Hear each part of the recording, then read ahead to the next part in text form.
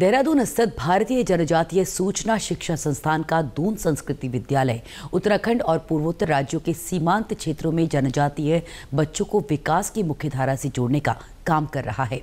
आइए देखते हैं एक खास रिपोर्ट कि ये संस्थान किस तरह से मुख्यधारा से अब तक दूर रहे बच्चों के सपनों की उड़ान को पंख दे रहा है।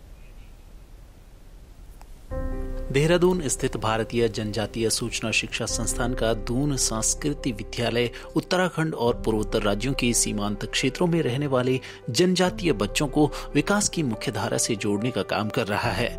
2004 में स्थापित इस स्कूल में उत्तराखंड, असम, मिजोरम, मेघालय और अरुणाचल प्रदेश की 182 जनजातीय छात्रों को आधुनिक और तकनीकी शिक्षा दी जा रही है।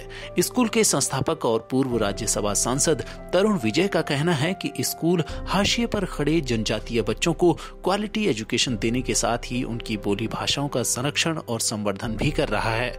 उनका कहना है कि प्रधानमंत्री नरेंद्र मोदी के जनजातीय लोगों को विकास की मुख्यधारा में लाने के लक्ष्य को हासिल करने में यह स्कूल मील का पत्थर साबित हो रहा है।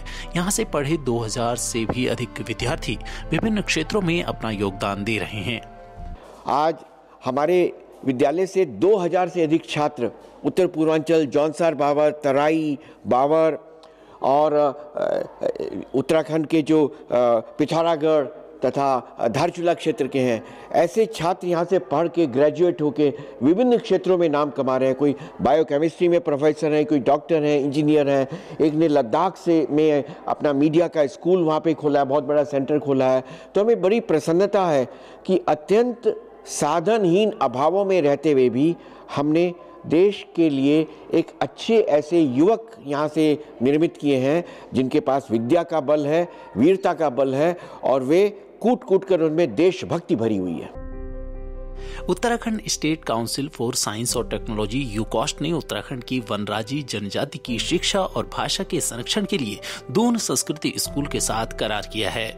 यूकॉस्ट ने इसके तहत स्कूल में वनराजी जनजाति शिक्षा और भाषा अध्ययन केंद्र स्थापित किया है। यूकॉस्ट के महानिदेशक दुर्गेश पंत का कहना है कि उत्तराखंड की कई बोली भाषाओं पर विलुप्त होने का खतरा मंडरा रहा है। ऐसे में यूकॉस्ट वनराजी भाषा का संरक्षण करने में सहयोग दे रहा है। जो हमारे वनराजी हैं उसके बच्चे हैं, क्योंकि वो यहाँ पढ़ते भी हैं और उनकी संख्या लगातार कम हो रही है और आज हम जानते हैं कि 1000 से भी कम रह गए हैं।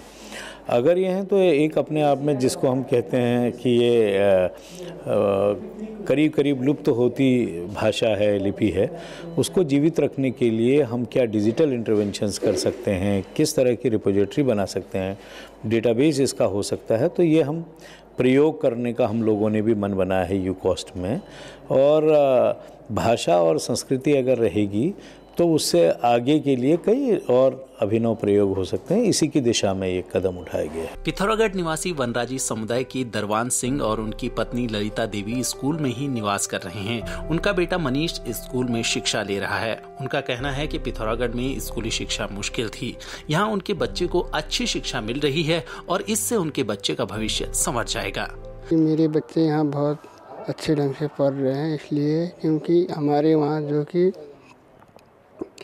अंग्रेजी मीडियम नहीं होती है, हिंदी मीडियम होता है, यहाँ अंग्रेजी मीडियम है। तो इस कारण से हमें यहाँ अपने बच्चों को पढ़ाना हम चाह रहे हैं। जी, पढ़ाई बहुत अच्छी हो रही है यहाँ पर। तो पहले से तो बहुत अच्छी पढ़ाई है, जो कि पहले जहाँ हमारे बच्चे पढ़ते थे वहाँ तो बहुत कमजोर पढ़ाई थी, यहाँ बहुत अच्छी पढ़ाई हो रही है। एक अन्य छात्र तकम गोमी अरुणाचल के सीमांत क्षेत्र के रहने वाले हैं। 7वीं कक्षा का एक छात्र इंजीनियर बनना चाहता है। उनका कहना है कि स्कूल में उन्हें ड्रोन और आर्टिफिशियल इंटेलिजेंस के बारे में जानकारी मिल रही है।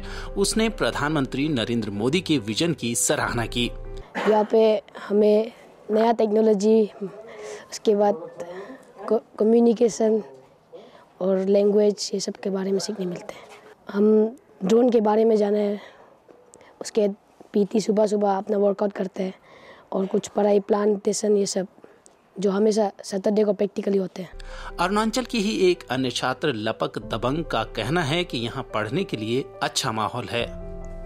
मैं अरुणाचल से आया हूँ और यहाँ मैं पढ़ने आया हूँ एजुकेशन के लिए, और यहाँ में हर चीज़ अच्छा है, जगह भी अच्छा है, क्रूज यहाँ में हर चीज़ होता है, जैसे कि प्लांटिंग करना और ड्रोन उड़ाना, हमको कुछ कुछ सिखाया जाता है। इसके बाद यहाँ में प्ले ग्राउंड भी है जहाँ से हम लोग खेल सकता है।